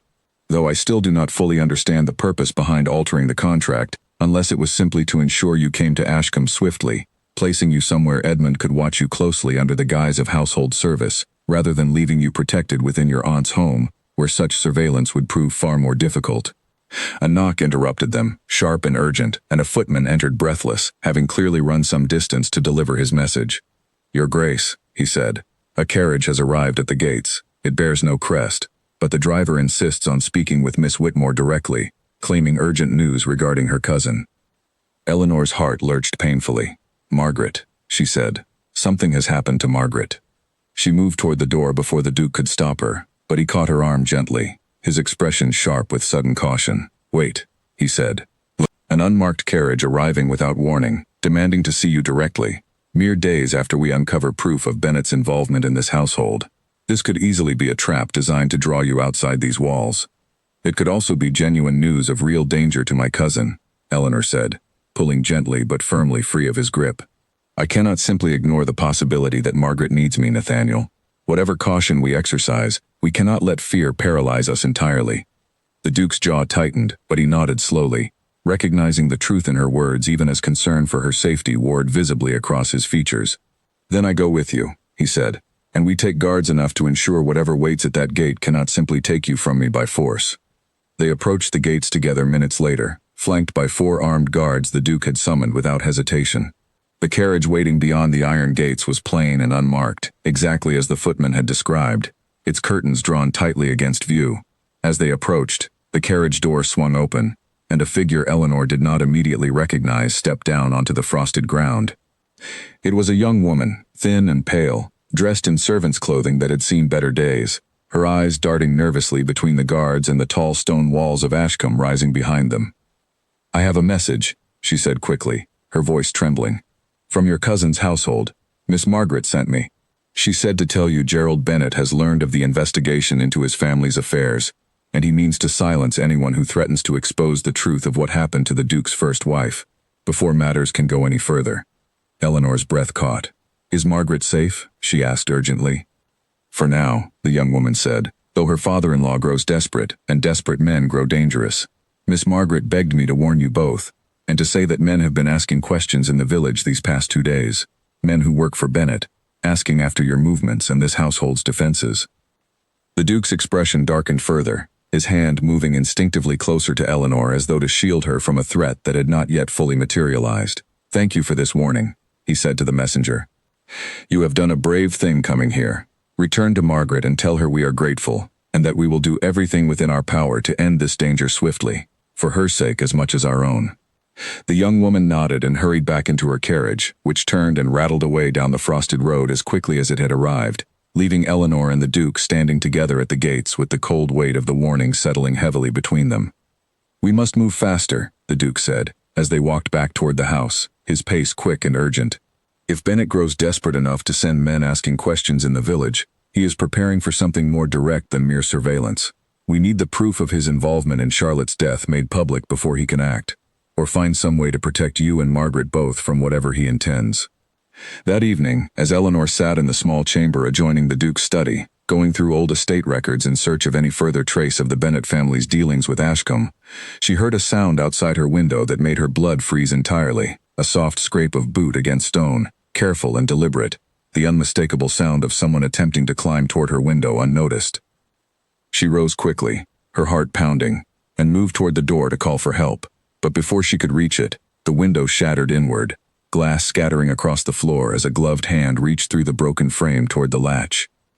Eleanor screamed, the sound tearing from her throat before she could think, and threw the nearest object at hand, a heavy brass candlestick, toward the intruding hand with all the force she could summon. The figure at the window cursed and withdrew momentarily, giving her precious seconds to scramble backward toward the study door, which burst open even as she reached it, the Duke rushing through with a blade already drawn, his expression a mask of pure fury at the sight of the shattered window, and Eleanor's pale, terrified face. Behind him, he said sharply to the guards who followed close on his heels, gesturing toward the window even as he positioned himself protectively between Eleanor and the broken glass. The guards rushed forward, and Eleanor heard shouting outside, the sound of a brief scuffle, boots pounding against frozen ground, before silence fell once more, broken only by her own ragged breathing, and the Duke's low, urgent voice asking whether she was hurt, whether the glass had touched her, whether she needed anything at all that he might provide in that terrible moment. "I am unhurt," Eleanor managed to say, though her voice shook badly with the effort. "Frightened, but unhurt." The Duke pulled her gently but firmly into his arms, and Eleanor, against every careful instinct she had maintained since first meeting this cold, guarded man, allowed herself to lean into the warmth and solidity of his embrace, her trembling hands curling into the fabric of his coat, as the terror of the moment finally began to release its grip on her chest. "They almost took you," he said, his voice rough with an emotion he no longer bothered to hide. "I nearly lost you the same way I lost her, and I would not survive that a second time." Eleanor pulled back slightly to look at his face, finding there none of the cold distance that had marked their first meetings, only raw, unguarded fear finally given voice after weeks of careful restraint. "You did not lose me," she said softly. "I am here, Nathaniel. Whatever Bennett intends, whatever danger still waits beyond these walls, I am not so easily taken from you." Outside, the guards returned with grim news. The intruder had escaped over the garden wall before they could apprehend him, though one guard reported glimpsing a face he believed he recognized from the village, a man known to work occasionally for the Bennett household on errands the family preferred to keep quiet. "The proof grows heavier with every attempt they make against us," the Duke said grimly, once the guards had departed to secure the grounds more thoroughly for the remainder of the night. "But I fear proof will matter little if they succeed in silencing us before it can be presented publicly. We must act soon, Eleanor. Tomorrow I intend to ride for the magistrate myself and lay everything we have discovered before him, whatever the cost to Bennett's reputation or my own." "And I intend to go with you," Eleanor said firmly. "I have hidden behind these walls long enough, waiting for danger to find me in the dark. If we are to end this, I would rather face it standing beside you than waiting helplessly for the next attempt to succeed where this one failed." The Duke studied her for a long moment, something fierce and protective and undeniably tender passing behind his eyes, before he nodded slowly, accepting the truth of her resolve even as concern for her safety remained plainly written across his features. "Together then," he said quietly. "Whatever comes next, we face it together." Sleep did not come easily that night. Eleanor lay in the chamber adjoining the Duke's study, listening to the wind press against the newly boarded window, where the glass had shattered only hours before, her mind racing through every detail of the attack, searching for some clue she might have missed. Toward dawn, exhaustion finally overcame her fear, and she drifted into a restless sleep filled with half-formed images of shadowed figures climbing toward windows that would not stay closed. She woke to the sound of raised voices below and dressed quickly, hurrying down to find the Duke in the entrance hall, speaking urgently with a rider who had clearly traveled through the night, his horse still lathered and blowing hard in the courtyard beyond the open door. "What has happened?" Eleanor asked, joining them quickly. The Duke's expression was grim as he turned to her. "Word from the village," he said. "Bennett has learned that Edmund fled here, rather than simply vanishing quietly as instructed. He fears what Edmund might reveal if questioned by the authorities, and has apparently decided the safest course is to ensure the young man never speaks to anyone again." Eleanor's stomach turned. "You mean he intends to have Edmund killed?" she said, the words feeling strange and terrible in her mouth. Unfamiliar territory for a quiet companion who had, until recent weeks, known nothing of scheming merchants and desperate violence. "I mean exactly that," the Duke said grimly. "Which means we have little time remaining. If Edmund is silenced before we can bring him before the magistrate, we lose our clearest witness to Bennett's involvement in placing him within this household, and our case grows correspondingly weaker." "Do we know where Edmund has gone?" Eleanor asked. The rider, still catching his breath, spoke up. "There is word he was seen in the village 2 nights past, seeking passage on a coach bound for the coast," he said. "Whether he made it aboard I cannot say for certain, but if he means to flee the country entirely, time grows short indeed." The Duke turned immediately, calling for his own horse to be saddled, his movements sharp and decisive with the urgency of the news. "I will ride for the coast road myself," he said. "If there is any chance of finding Edmund before Bennett's men do, I do not intend to waste it waiting for morning to properly arrive." "I am coming with you," Eleanor said immediately. The Duke turned to her, clearly prepared to argue, but something in her expression must have convinced him further protest would prove futile, for he simply nodded instead. "Then dress warmly," he said, "and ride swiftly. We have no time to spare for careful preparation." Within the hour, they were mounted and riding hard toward the coast road, accompanied by 2 of the Duke's most trusted guards, the cold morning air biting at Eleanor's face as her horse's hooves pounded against the frozen ground. She had ridden little since childhood, and the pace the Duke set tested every remaining skill she possessed, but fear for Edmund's life, and for the proof his testimony represented, drove her onward without complaint. They reached the coastal village as the sun climbed fully into a pale winter sky, and found the small inn near the harbor already stirring with the business of the day. The Duke questioned the innkeeper directly, describing Edmund with careful precision, and received in return a nod of recognition that sent Eleanor's heart racing with sudden hope. "He took a room here 2 nights past," the innkeeper said. "Frightened sort of fellow, kept mostly to himself, though he asked a great many questions about coaches bound south along the coast. I believe he meant to take passage this very morning, if he has not already done so." "Which coach?" the Duke demanded. The innkeeper directed them toward the harbor, and they hurried through the narrow village streets, weaving between fishermen and merchants going about their morning business, until they reached the small dock where a coach stood loading passengers for the journey south. Eleanor scanned the small crowd desperately and finally spotted him, Edmund, thinner and more haggard than she remembered, standing near the coach with a small bag clutched tightly to his chest, glancing nervously over his shoulder, as though expecting pursuit at any moment. "Edmund," the Duke called out, striding forward with purpose. The young footman's face went white with terror at the sound of his name, and for a moment Eleanor feared he might simply bolt into the crowd rather than face them. But something in the Duke's expression, perhaps the absence of open hostility, perhaps simple exhaustion after days of running, seemed to still him where he stood. "I did not want any of this," Edmund said quickly, his voice cracking with strain. "Bennett's man found me 2 years ago, when I owed money I could not repay. He offered to clear the debt if I took a position wherever he directed and reported what I observed. I did not know what he intended when I forged that addition to the contract, I swear it. I only knew I would be paid handsomely, and my debts forgiven, if I made certain Miss Whitmore came to Ashcombe swiftly and remained where I could watch her." Eleanor's breath caught. "You forged the alteration," she said. "You are the one who changed the contract after my father's death." Edmund nodded miserably. "A small addition only," he admitted. "Language that bound you more tightly to the original terms, ensuring the Duke would feel compelled to bring you here, rather than simply investigating from a distance. I did not know then what Bennett truly intended, not until the note beneath your pillow, which I confess was also my doing, though I meant it only as warning, not threat. I hoped you might leave safely before matters grew worse." "And the intruder at my window?" Eleanor asked.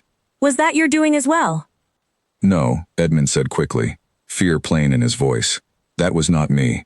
I fled before that happened, terrified of what I had already been drawn into. Whoever came through your window came on Bennett's direct order. I am certain of it, sent once he learned his scheme was unraveling, and decided threats alone would no longer suffice." The Duke stepped closer, his voice low and dangerous. "Will you testify to all of this before the magistrate?" he asked. "Will you swear to what you have just told us, regarding the forged contract and Bennett's involvement in placing you within my household?" Edmund hesitated, fear plain across his haggard features. "If I testify, Bennett will see me silenced permanently," he said. "He has men enough to accomplish it, whatever protection you might offer." "You will have my protection, and the protection of the law once your testimony is recorded," the Duke said firmly. "But if you flee now, Edmund, you remain exactly as vulnerable to Bennett's reach as you fear, only without any hope of the law's protection standing between you and whatever he decides your silence is worth. Come with us. Tell the truth.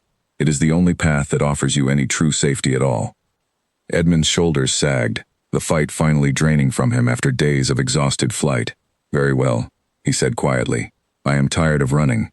If there is truly a chance at protection, I will take it, and I will tell the magistrate everything I know, whatever the cost to myself in the telling." They returned to Ashcombe that same afternoon, Edmund riding under close guard between them. His testimony now the missing piece that would, Eleanor hoped desperately, finally bring the full truth of Bennett's schemes into the light, where it could no longer threaten anyone she loved. The magistrate's chamber fell utterly silent as Edmund finished his testimony, the only sound the crackle of the fire and the scratch of the clerk's pen recording every damning word. Eleanor sat beside the Duke in the front row of the small assembly, watching Gerald Bennett's face grow progressively more ashen as Edmund described, in halting but steady detail, how the merchant's man had approached him 2 years before, how the debt had been forgiven in exchange for his placement within Ashcombe, how he had been instructed to alter the old contract, and later to frighten Eleanor into leaving, before the deeper investigation could uncover the truth. "This is a fabrication," Bennett said, rising from his seat with his face reddening, though the confidence that had marked his outburst at the ruined wedding weeks before had noticeably thinned. "This boy is clearly paid by the Duke to spin whatever tale suits his purposes. I have never met him in my life." The magistrate, an elderly man with sharp, careful eyes, raised a hand for silence. "We shall see, Mr. Bennett," he said calmly. "The Duke has informed me there is further evidence to present regarding financial transactions between your family and the late Duchess of Ashcombe's family. evidence that may speak louder than any single testimony alone. The Duke rose then, presenting the records he and his men had gathered over the preceding weeks, careful documentation of payments made to Charlotte's family in the months surrounding her death, payments that matched precisely the debt she had once confided to her husband in fear before her final illness took hold. He laid out the timeline methodically. The debt, the sudden and unexplained payment clearing it entirely, Charlotte's mysterious illness beginning mere days afterward, her death following swiftly, and the family's silence on the matter ever since. Coincidence, Bennett said, though his voice had grown noticeably less certain. Debts are settled every day. It proves nothing beyond ordinary business between families. Perhaps alone it would prove little, the Duke agreed. But combined with Edmund's testimony, combined with the forged addition to a contract that brought Miss Whitmore into my household under false pretense, combined with an intruder who broke into her chamber window only days ago, an intruder one of my own guards recognized as a man known to run errands for your household specifically, I believe the pattern speaks for itself, whatever explanation you attempt to offer for each piece taken alone. Bennett's composure finally cracked entirely, his face twisting with a fury that seemed, at last, to reveal something closer to the truth beneath his earlier bluster. You understand nothing, he snapped. My family built its fortune through careful management of opportunity, nothing more. If a woman's debt happened to clear conveniently before her unfortunate death, that speaks to good fortune, not to murder, whatever dark story this grieving Duke has constructed to explain away his own wife's ordinary mortality. You speak of my wife's death with remarkable confidence for a man who claims no involvement in it, the Duke said quietly, though the cold fury beneath his measured words was unmistakable to everyone in the chamber. Tell me, Bennett, how did you know her death was unfortunate rather than simply natural, unless you possessed knowledge of the circumstances surrounding it that an innocent man would have no cause to know? Bennett's mouth opened, then closed again, no ready answer forthcoming, and in that silence, the magistrate's expression grew considerably graver, his careful eyes narrowing with the particular attention of a man who had just watched a witness incriminate himself through his own careless words. I believe, the magistrate said slowly, that this matter warrants considerably more thorough investigation than I initially anticipated. Mr. Bennett, you will remain in the county until this inquiry concludes, and I would advise you to secure proper legal counsel, given the seriousness of what has been presented here today. The proceedings continued through the remainder of the afternoon, further witnesses called, further records examined, the full weight of Bennett's scheme gradually unraveling before the assembled chamber. By the time the session concluded, the magistrate had ordered a formal investigation into Charlotte's death, with Bennett's financial records seized for careful examination, and Edmund placed under the protection of the court in exchange for his continued cooperation. Eleanor emerged from the chamber into the cold afternoon air, feeling as though a great weight had finally begun to lift from her shoulders, though the danger, she understood, was not yet fully past. Bennett remained free for now, his fortune and connections still considerable, and Eleanor knew better than to believe a single afternoon's testimony had ended the threat entirely. The Duke seemed to share her caution, his expression thoughtful rather than triumphant as they climbed into the carriage bound for Ashcombe. This is only the beginning of the true reckoning, he said. Bennett will not simply accept defeat quietly. Men like him rarely do, not while resources remain to fight the outcome through whatever means still available to them. What do you believe he will attempt? Eleanor asked. I do not know, the Duke admitted. But I intend to remain vigilant until the investigation concludes fully, and Bennett's fate is settled beyond any doubt or appeal. His caution proved well-founded. 2 nights later, as Eleanor sat reading beside the fire in the small chamber she still occupied near the Duke's study, Mrs. Higgins arrived at her door with news that made her blood run cold once more. Miss Whitmore, the housekeeper said, her voice tight with urgency. There are men approaching the estate from the eastern road. His Grace believes they may be Bennett's, sent under cover of darkness before he loses whatever remaining freedom the investigation might yet cost him. Eleanor rose immediately, following Mrs. Higgins down toward the entrance hall, where she found the Duke already directing his guards with quick, decisive orders, his expression grim but controlled in the manner of a man who had, perhaps, half expected exactly this outcome. How many men? Eleanor asked, joining him quickly. Perhaps 6, according to my scouts, the Duke said. Bennett has grown desperate enough to risk open confrontation, which tells me the investigation has already cost him more than his pride can bear to accept quietly. Stay close to me, Eleanor, and do not leave my sight until this is resolved. The confrontation, when it came, proved brief and decisive. Bennett's men, expecting an unguarded house still weakened by the recent chaos of the intruder's earlier attempt, found instead a fully alerted household prepared for exactly this eventuality. The Duke's guards, reinforced in the days since the coastal journey, met the intruders at the estate's edge before they could draw close enough to threaten the house itself, and within a quarter hour, the attempt had been thoroughly repelled, 3 of Bennett's men captured, and the remainder fled into the darkness.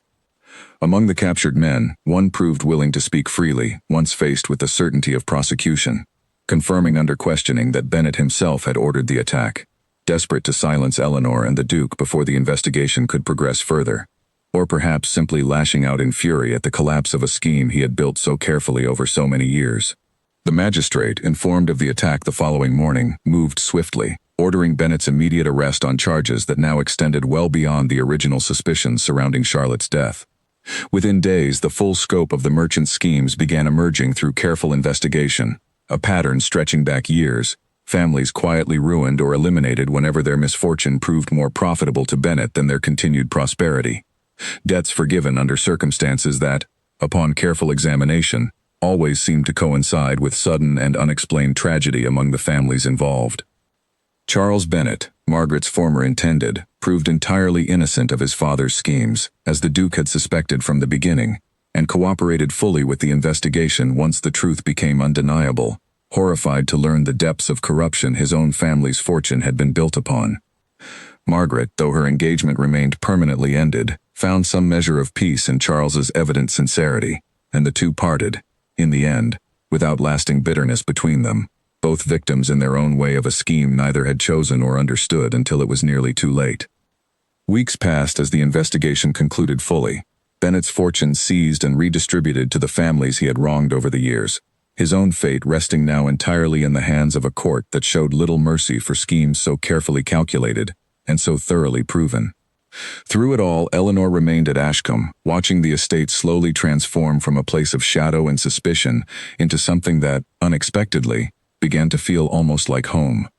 On a cold morning in early winter, months after that first terrible interruption at Margaret's wedding, the Duke found Eleanor in the estate's neglected garden, where she had taken to spending her mornings clearing away the tangled overgrowth that had claimed the once beautiful grounds during the long years of his grief. "You have transformed this place," he said, joining her among the newly cleared beds, where the first hints of the coming spring's growth had begun pushing tentatively through the cold earth. "I have only cleared away what was already there, waiting beneath the neglect," Eleanor said, brushing dirt from her hands as she turned to face him. The garden was always capable of blooming again. It simply needed someone willing to do the work of clearing away what had grown wild in its absence. The Duke studied her for a long moment, something warm and unguarded finally settling permanently into his expression. The coldness that had marked their first meeting now entirely absent, replaced by something Eleanor had come to recognize, over the difficult weeks of their shared ordeal, as genuine affection, hard-won and all the more precious for the danger they had weathered together to reach it. "I brought you here through deception and desperation," he said quietly, "a false urgency built upon a contract I twisted to my own purposes, however good my intentions at the time. You never owed me anything, Eleanor. Not obligation, not gratitude, and certainly not your heart. Whatever grows between us now must grow from your own choosing, not from any paper my father or yours ever signed." Eleanor smiled, reaching out to take his hand, finding it warm despite the cold morning air surrounding them both. "Then let me choose it plainly," she said. "Not because of any contract, forged or genuine. Not because propriety or safety demanded it. I choose you, Nathaniel, because I have watched you fight for truth, even when it cost you dearly. Because I have seen your grief and your fury and your fear, and found beneath all of it a man worth trusting completely, whatever cold face you first showed the world in that church."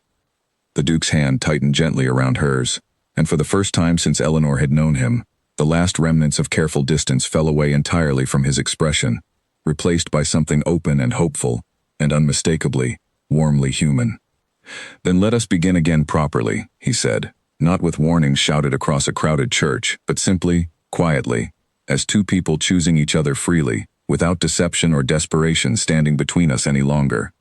They stood together in the slowly reviving garden, the cold winter sun breaking weakly through the clouds above them, and Eleanor understood, with a certainty that settled deep and warm within her chest, that whatever strange and frightening path had brought her to this moment, she would not have chosen any different road to arrive exactly where she now stood, beside a man who had once been a cold and unwelcome stranger, and had become, through fire and danger and hard-won trust, someone she could finally, completely call her own.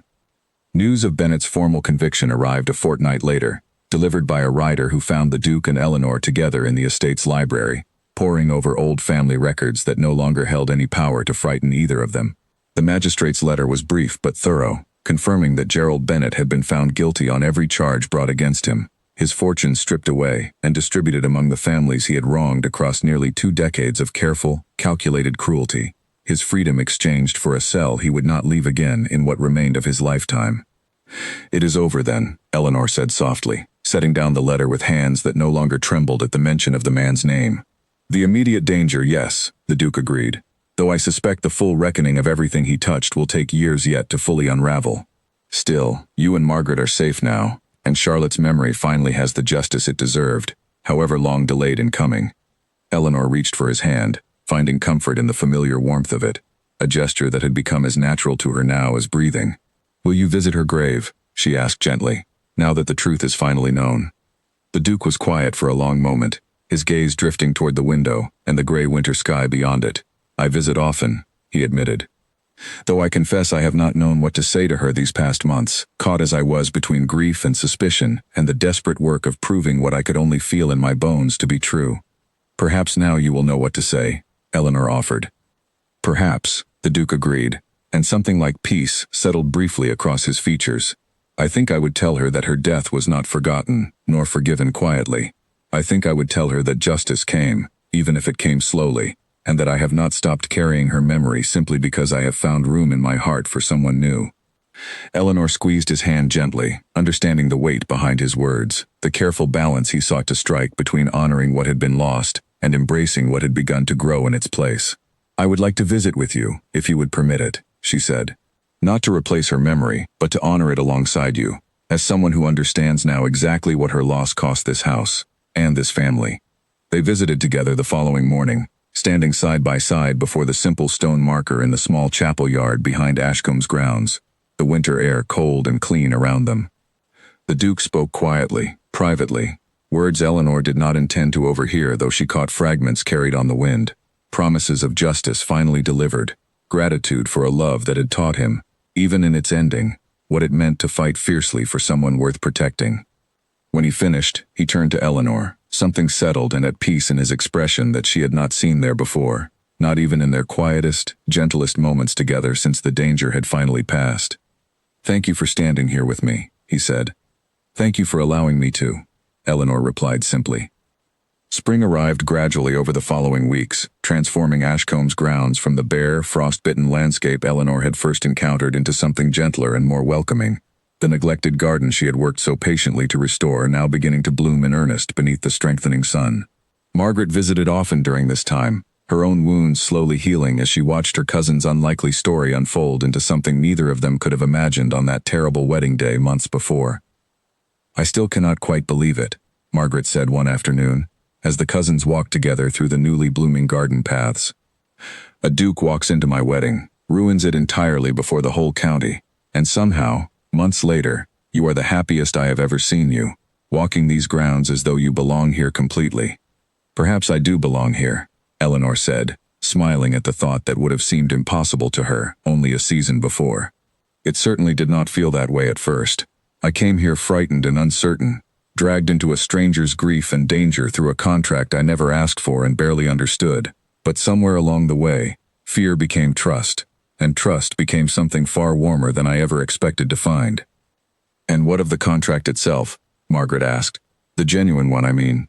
Before Edmund's forgery complicated everything so terribly, does it still bind you to him in the eyes of the law, whatever your own heart has decided in the meantime?" Eleanor considered the question carefully. "The Duke tore it apart himself, weeks ago," she said. "He said he wanted nothing binding between us except what we chose freely, without any old paper forcing our hands. I confess I wept when he did it, though not from sorrow. I had never before watched someone give up a claim on something so valuable, simply to ensure the choice remained entirely mine to make." Margaret smiled warmly, linking her arm through her cousin's as they continued their walk through the blooming grounds. "Then I am glad for you, truly," she said. "Whatever terror that day at my wedding brought us both, I cannot deny it led you somewhere good in the end, however unlikely the path." That evening, As the sun set warm and golden over Ashcomb's restored gardens, the Duke found Eleanor once more among the flowering beds, a small velvet box held carefully in his hand as he approached, his usual careful composure giving way, for once, to something nervous and unguarded that Eleanor had never before witnessed in him. "I have thought carefully about how to do this properly," he said, kneeling before her among the blooming roses she had coaxed back to life with her own patient hands. Not through contracts or desperate declarations shouted across crowded churches, but simply, honestly, as one person asking another to share whatever future remains ahead of us both. Eleanor's breath caught, her heart pounding with an entirely different sort of fear than the terror that had once ruled her days at Ashcombe, a fear born entirely of hope rather than danger. "Eleanor Whitmore," the Duke said, opening the small box to reveal a simple ring that caught the last golden light of the setting sun. "Will you marry me? Not because any paper demands it, not because danger once forced us together, but because I have come to love you more completely than I ever believed myself capable of loving again." Eleanor knelt before him in the fragrant garden, taking his hands in hers, tears bright in her eyes, though her smile remained steady and certain. "Yes," she said simply, "not for safety, not for duty, but because somewhere between that terrible wedding and this quiet garden, you became the truest thing in my life, and I cannot imagine choosing any future that does not include you standing beside me in it." They married that summer in the same small church where their story had begun so dramatically months before, though this time the ceremony proceeded without interruption, without cold warnings shouted across startled pews, only quiet joy and the presence of those who had walked alongside them through danger and doubt toward the peace they had finally, fully earned. Margaret stood beside her cousin as witness this time, her own heart healed enough to celebrate genuinely in her cousin's happiness, and as Eleanor spoke her vows to the man who had once been nothing more than a cold stranger's warning, she understood completely that every frightening step of their strange, dangerous beginning had led them, in the end, exactly where they were always meant to arrive. A year into their marriage, a letter arrived at Ashcombe bearing a seal Eleanor did not recognize, and the moment she broke it open, her quiet afternoon in the estate's sunlit study shattered into sudden alarm. "Nathaniel," she called, hurrying to find her husband among the estate's account books. "You must read this at once." The Duke set down his pen immediately at the urgency in her voice, crossing the room to take the letter from her trembling hands. His eyes moved quickly across the page, his expression darkening with every line. "Gerald Bennett is dead," he said slowly. "Died in his cell 3 nights past, according to the prison warden. But that is not what troubles me most. The letter states his younger brother, a man named Arthur Bennett who fled the country before the investigation concluded, has returned from the continent and is contesting the seizure of the family fortune through the courts, claiming the evidence against his brother was incomplete and improperly gathered." Eleanor felt a chill she had hoped never to feel again within these walls. "Can he truly reverse what the magistrate already decided?" she asked. "I do not know," the Duke admitted. "But if Arthur Bennett possessed knowledge of his brother's schemes and said nothing while others suffered, he is no more innocent than Gerald ever was, whatever legal maneuvering he now attempts to employ." They traveled to the county courthouse together within the week, determined to ensure that whatever remained of Bennett's schemes could not simply be resurrected through clever argument and inherited wealth. There, they discovered that Arthur Bennett had gathered considerable support among certain magistrates sympathetic to preserving old fortunes, men who found the idea of a family's complete ruin distasteful regardless of the crimes that had earned it. "He cannot simply purchase his way back into respectability," Eleanor said fiercely, as they sat together reviewing the legal filings late into the evening. "Not after everything Charlotte suffered, everything Margaret nearly walked into unknowing." "He will try regardless," the Duke said grimly, "which means we must be prepared to fight this battle as thoroughly as we fought the first one." Their fight, in the end, proved shorter than either had feared. Edmund, now living quietly under continued protection in a neighboring county, agreed without hesitation to testify again, his earlier cooperation having already cost him whatever loyalty he might once have felt toward the family that had used him so callously. Mrs. Higgins, still faithfully serving at Ashcombe, produced additional household records she had quietly preserved through the original investigation, records that further implicated Arthur Bennett directly in decisions made alongside his brother during the years surrounding Charlotte's death. Faced with mounting evidence and the certainty of further public disgrace, Arthur Bennett withdrew his legal challenge entirely within 2 months, fleeing once more to the continent rather than risk the fuller exposure a continued fight would surely bring.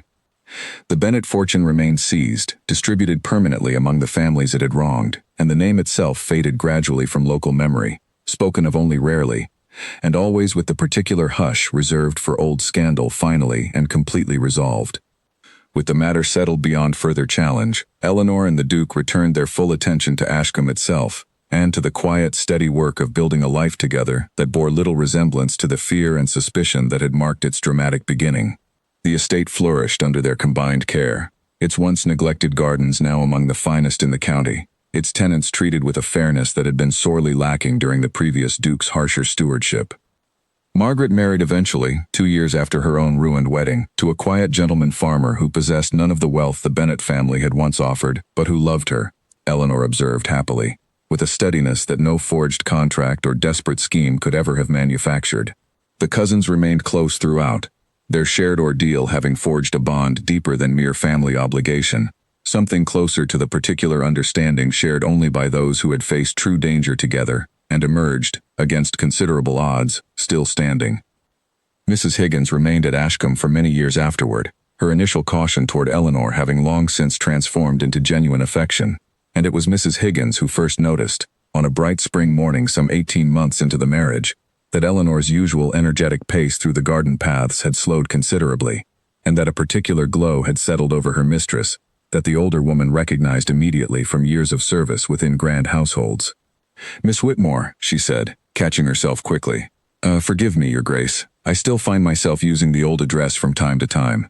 Might I ask whether there is news the household should prepare itself to celebrate?" Eleanor laughed, pressing a hand gently to her middle, still hardly able to believe the news herself after the physician's visit that morning had confirmed what she had quietly suspected for several weeks. "There is news," she admitted, "though I have not yet told His Grace. I confess I am uncertain how to tell him, given everything this house has weathered already." "He will be overjoyed," Mrs. Higgins said warmly. "This house has waited a long time for the sound of a child's laughter within its walls, Your Grace. Whatever grief and danger marked its recent history, I believe new life growing here now is exactly the blessing this family has earned through everything it endured to reach this moment." Eleanor told her husband that evening, in the same garden where he had once knelt to ask for her hand, and watched with quiet joy as the last remaining traces of guarded coldness he sometimes still carried, old habits worn deep by years of loss before she had entered his life, finally dissolved entirely into open, unguarded happiness. "A child," he said softly, kneeling before her to press his hand gently against the place where new life had begun to grow, his voice thick with an emotion he made no effort to disguise. "After everything, after all the fear and danger and grief that brought us together, we are given this." "We are given this," Eleanor agreed, her own eyes bright with tears that carried nothing but happiness in them now. "Whatever darkness marked our beginning, Nathaniel, I believe we have earned whatever light follows it." Their daughter arrived that winter, born during a gentle snowfall that blanketed Ashcombe's grounds in soft white quiet, utterly unlike the harsh, bitter cold that had greeted Eleanor's first arrival at the estate years before. They named her Charlotte, a choice Eleanor suggested herself, understanding instinctively that honoring the woman whose death had first set this entire dangerous chain of events into motion felt right, a way of ensuring that something good and lasting grew from tragedy that had once seemed to offer nothing but grief and danger to everyone it touched.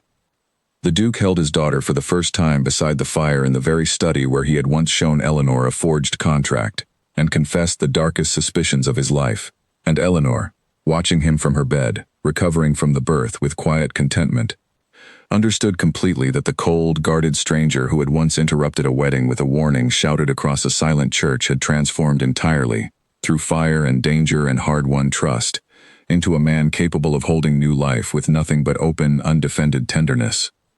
Years later, when little Charlotte grew old enough to ask about the portrait of the first Duchess that still hung, respectfully, in a quiet corner of Ashcombe's long gallery, Eleanor would tell her, gently and honestly, the story of a woman who had been loved deeply and lost too soon, and whose memory had helped guide her father toward the courage he needed to protect the family that came after her.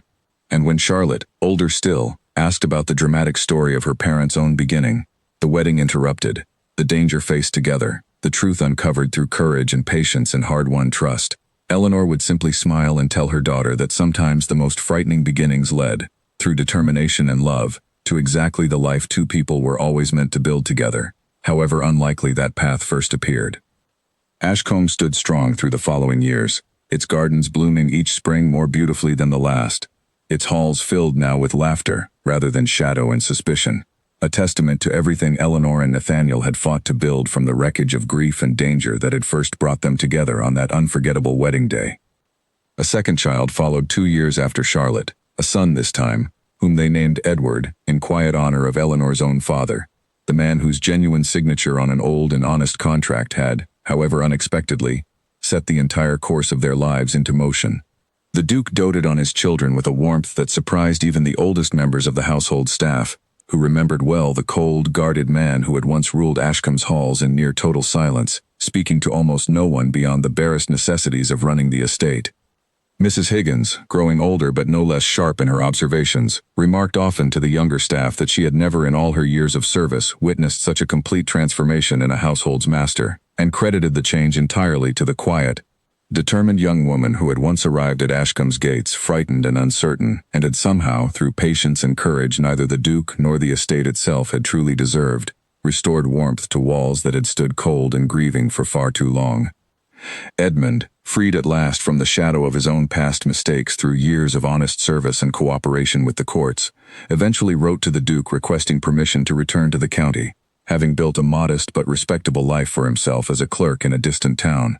The Duke, after careful consideration and a long conversation with Eleanor about forgiveness and second chances, granted his request, and Edmund settled nearby, occasionally visiting Ashcombe to see the family whose lives his own desperate choices had once so thoroughly endangered, grateful each time for the grace he had been shown, rather than the punishment he had once feared he deserved entirely.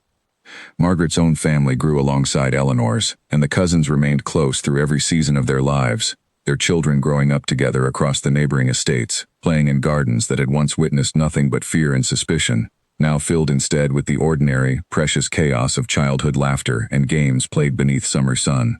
On quiet afternoons, the two women would sit together in Ashcombe's restored gardens, watching their children chase each other through the flowering paths, and speak sometimes of that terrible wedding day that had changed both their lives so completely, marveling still at how a single interrupted ceremony had led them both, through danger and difficulty, toward lives far richer and more secure than either could have imagined standing at that altar years before. The Duke, for his part, never fully lost the careful watchfulness that danger had once taught him, though it settled over the years into something gentler, a quiet protectiveness toward his family, rather than the cold, guarded suspicion that had once defined him entirely. He visited Charlotte's grave less frequently as the years passed, though never with less sincerity, and often brought his children with him as they grew old enough to understand, teaching them gently about the woman who had once been loved and lost, and whose memory had ultimately helped guide their family toward the happiness they now enjoyed so completely.